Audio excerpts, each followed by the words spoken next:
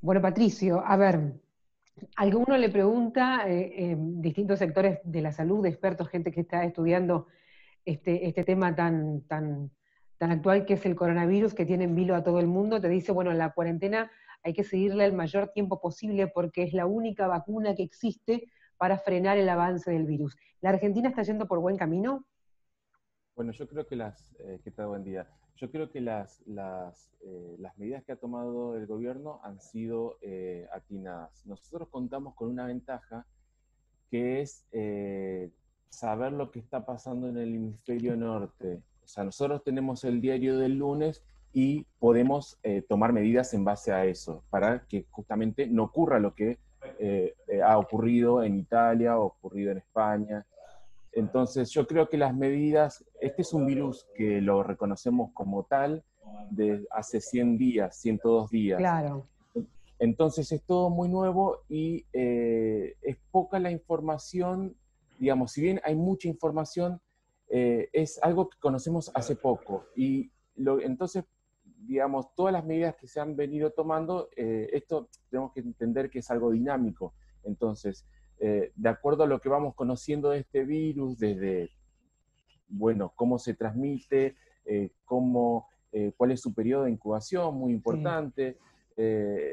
Entonces, distintas características del virus, a qué población es más susceptible de producir una enfermedad de tipo severa. O sea, son un montón de cosas que uno va aprendiendo y conociendo de este nuevo virus sobre la marcha. Mm. Nosotros, como decía anteriormente, tenemos esa ventaja de saber qué es lo que sucedió en Europa, en Asia, y bueno, tomar las medidas acordes. Ahora, es decir, lo correcto entonces es continuar con esta medida de aislamiento lo más que se pueda, más allá de que la economía está un poco empujando a que se vayan flexibilizando algunos sectores, pero lo recomendable es seguir como estamos. Lo recomendable es seguir como estamos porque, digamos, nosotros no tenemos vacuna. Uno, digamos, contra cualquier infección tiene dos maneras.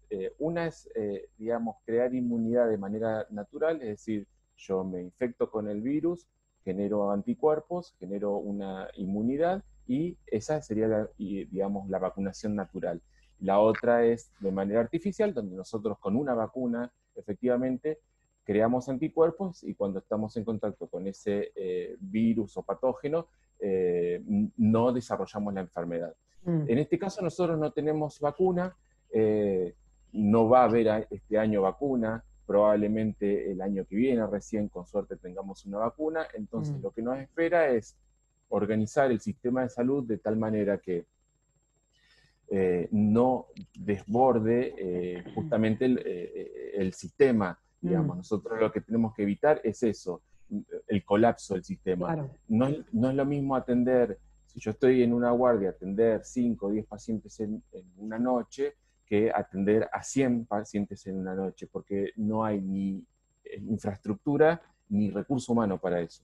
Bien, la tan mencionada curva esta bueno, que se está buscando aplanar en la Argentina puntualmente, porque en Europa da la sensación de que ya se desbordó, lo mismo pasa en Estados Unidos. ¿Se están logrando los resultados esperados? Bueno, yo estaba haciendo justamente me gusta trabajar un poco con los datos y lo que estamos viendo es cuando nosotros empezamos, los primeros casos que tuvimos, los primeros días de este nuevo virus acá en Argentina, la tasa de duplicación de casos, es decir, si yo hoy tenía 2 casos y cuánto tiempo tardaba en llegar a 4 casos y después de esos 4 a 8 y después de Mm. 8 a 16, estábamos en un promedio de 3,2 días. Es decir, Sí. cada 3,2 días nosotros estábamos duplicando el número de casos. Con estas medidas, nosotros estamos duplicando los casos en alrededor de 9,5 días, es decir, es notoria la diferencia.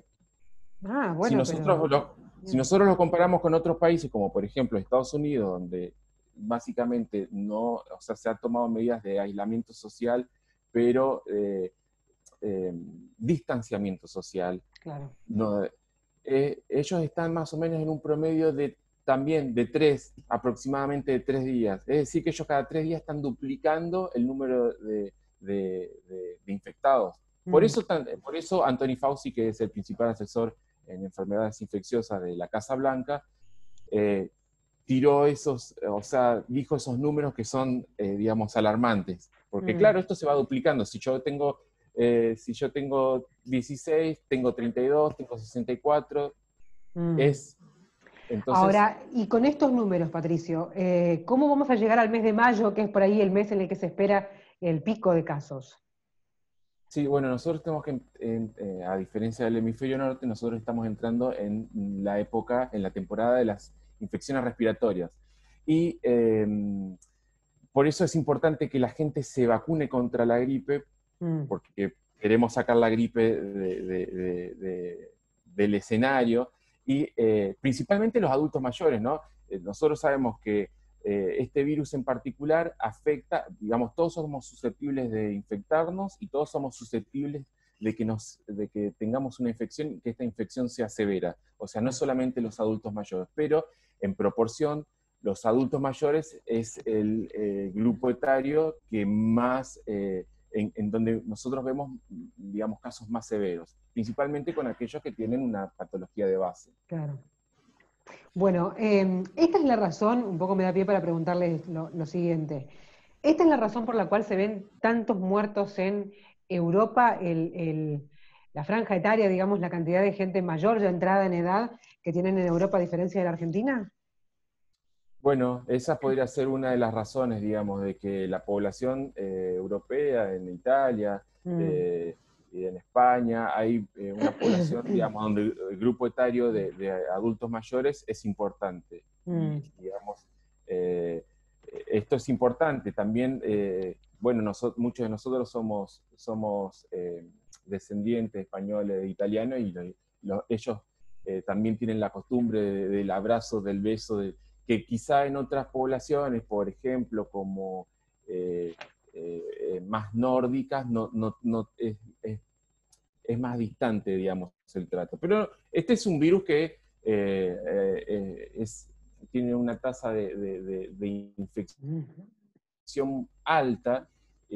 Bueno, nosotros sabemos que digamos, se transmite por contacto, es decir, yo te doy la mano, vos te llevas, yo estoy infectado, toso, contamino mi mano con el virus, te doy la mano luego a vos claro, te llevas a claro. la mucosa. Esa es una manera, y la otra a través de las secreciones eh, respiratorias, ¿no? Por Mm, eso el hecho del aislamiento social, que es importante. Hay dos medidas que son las más importantes que tenemos para este virus. sí, Una es el distanciamiento social sí. y la otra es el lavado de manos. El lavado de manos es fundamental, muchísimo más importante de si me saco el calzado o no me saco el calzado cuando vuelvo a mi casa, porque las probabilidades son muchísimo menores de que uno, digamos, se infecte por la vía del calzado. En cambio, por las manos, nosotros normalmente nos infectamos por las manos. Claro, pues vamos tocando todo. Y ahora le pregunto con respecto a esto, el barbijo, porque ahora se puso en el escenario de toda esta discusión de cómo nos cuidamos, el barbijo. Al principio se decía que no, después ahora se dijo que sí, pero como vamos aprendiendo, es un virus nuevo, el barbijo está recomendado ahora, ¿no? Exactamente, nosotros en el Hospital Gutiérrez, que es en el Hospital de Niños Ricardo Gutiérrez, que es donde yo trabajo, desde esta semana se implementó el uso obligatorio del barbijo para todo el personal Mm, del establecimiento. El tema del barbijo es contradictorio bueno, esta es una pregunta que me hicieron mucho, digamos, en los últimos días. Sí o no, guantes de látex, sí o no. Bueno, el ujú, tema del barbijo y de los guantes es que normalmente uno, para utilizarlos correctamente, tiene que estar entrenado para eso. Entonces, ¿cuál es el problema que yo veo en esto? El problema es que el uso del barbijo y de los guantes de látex, si no estás entrenado, haces un mal uso y da una mala sensación, o sea, una falsa sensación de seguridad. Es decir, yo creo que estoy protegido, toco todo, voy para todos lados y en realidad no lo estoy haciendo. Un caso los otros días yo estaba justamente haciendo unas compras, delante mío había un muchacho que tenía en una mano un barbijo, en una mano un guante de látex y el barbijo. con la misma mano, con las dos manos, con la que tenía desnuda y con la que tenía el guante, iba tocando todo al mismo tiempo, y se iba tocando el barbijo, que de hecho estaba por debajo de la nariz. Entonces, estaba haciendo todo mal. Claro. Se estaba protegiendo la Y mano, digamos, es lo único que se estaba protegiendo, lo, claro. lo único. Entonces, Claro. eso es lo que yo veo en cuanto al uso de barbijo. Quizá, digamos, si uno hace el barbijo en su casa, ahora hay varios tutoriales de cómo hacer para, Sí. digamos, es verdad, la distancia, si bien esos barbijos que se hacen de manera casera, no van a ver, lo que hacen es que cuando yo hablo, la distancia de que esas microgotas puedan llegar es más Mm. cerca, digamos, que si no tuviera puesto nada. Entonces, digamos, por un tema de probabilidades de distancia, reducen Está bien, la probabilidad de contagio. está bien. Pero lo cierto es que, bueno, ahora uno ir a la farmacia y querer ir a comprar alcohol o alcohol en Imposible. gel, barbijo, bueno, Imposible. el personal de salud, que Mm. nosotros necesitamos barbijos, guantes de látex, Claro, sí, sí. alcohol,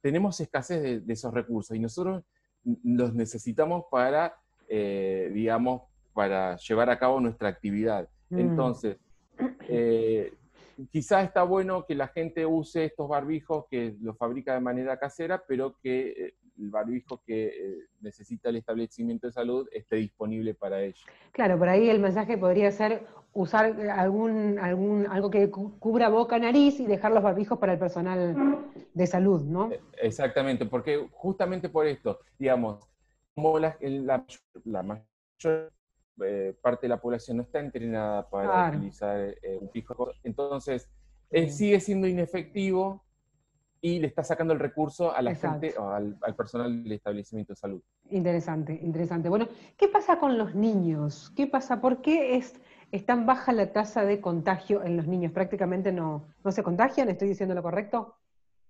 Bueno, en realidad sí se contagian. Sí. Nosotros de todas las personas que se contagian, tenemos un 30% que van a ser asintomáticos, Mm. aproximadamente, ¿no? De lo que sabemos. Es decir, de 100 personas, 30 personas no van a tener ningún tipo de síntomas, Bien. ¿sí? 50% va a tener un tipo digamos, de tipo de resfrío, Síntomas leves.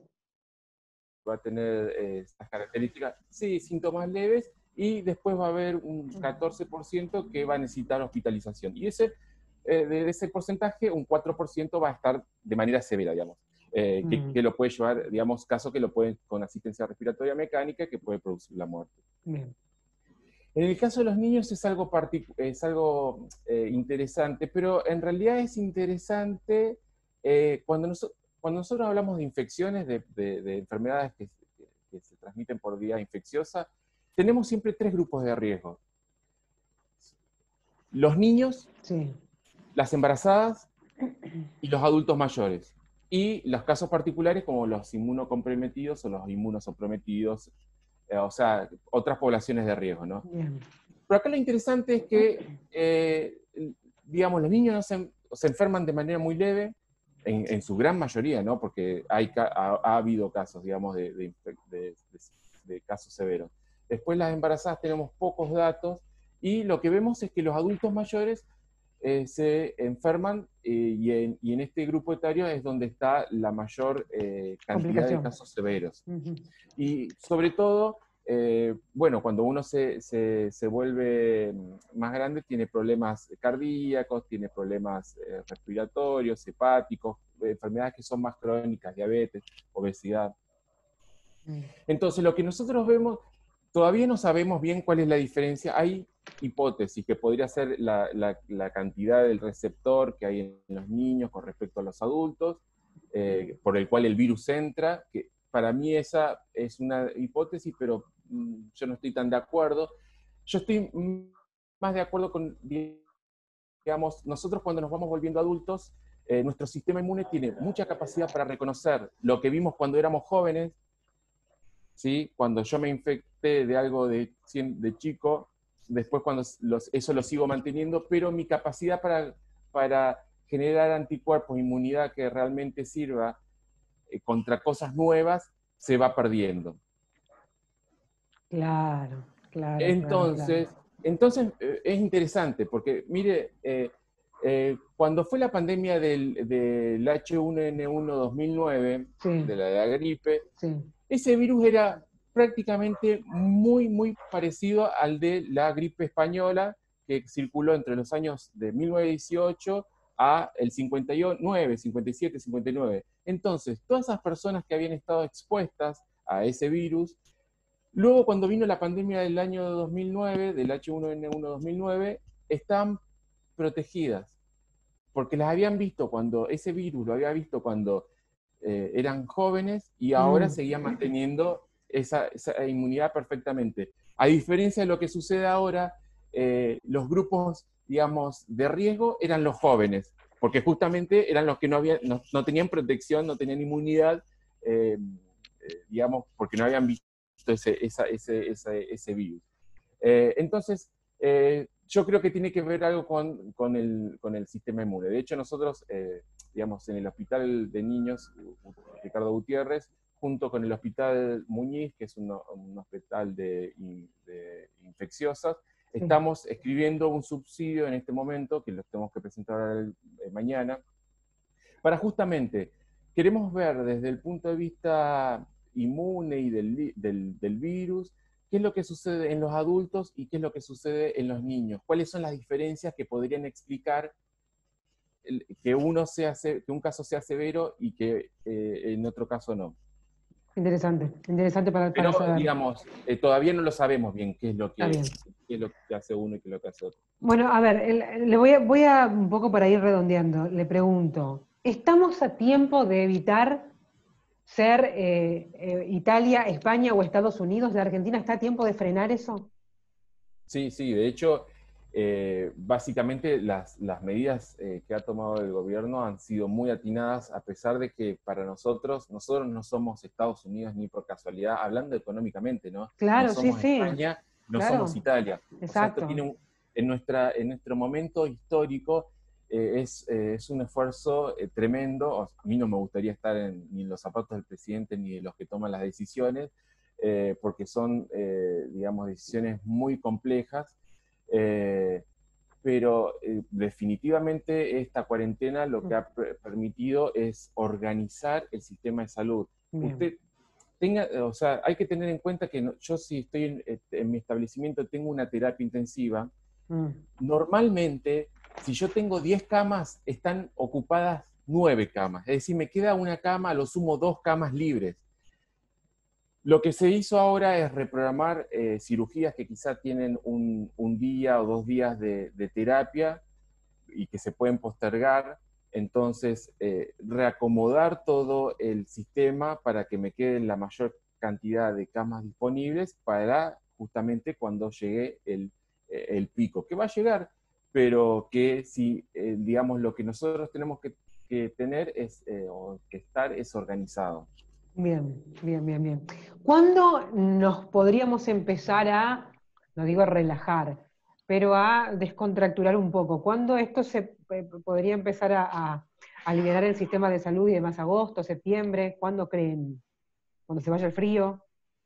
Y claro, la época invernal, que es la época donde mayor circulación de los virus respiratorios, digamos, durante toda esta época vamos a tener que tener más cuidado por un sentido, digamos, cuando yo tengo un paciente digamos, con síntomas respiratorios, en este caso se lo va a tener que testear para coronavirus, porque justamente ahora se van a empezar a confundir las infecciones Claro, respiratorias porque son síntomas muy similares. exacto. Eh, Quizás hay algunas diferencias, ahora dicen pérdida del olfato, que nosotros le decimos anosmia, algunas características, la tos seca, pero esos son casos particulares que no, en biología es muy, muy difícil o sea, 2 más 2 no suele ser 4. Entonces, cada paciente responde de una manera distinta. Lo de los libros es lo ideal, pero después cada paciente va variando.